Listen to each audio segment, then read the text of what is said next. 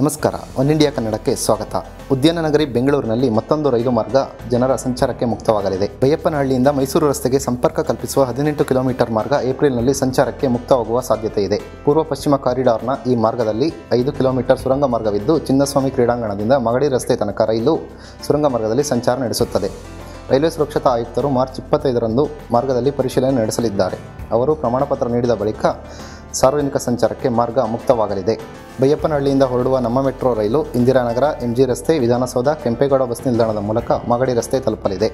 ಅಲ್ಲಿಂದ ವಿಜಯನಗರ, ಅತ್ತಿಗುಪ್ಪೆ, ದೀಪಾಂಜಲಿ ನಗರದ ಮೂಲಕ ಮೈಸೂರು ರಸ್ತೆ ನಿಲ್ದಾಣ ತಲುಪಲಿದೆ. ಇನ್ನೂ ಹೆಚ್ಚಿನ ಮಾಹಿತಿಗಾಗಿ ಒನ್ ಇಂಡಿಯಾ ಕನ್ನಡಗೆ ಸಬ್ಸ್ಕ್ರೈಬ್ ಮಾಡಿ.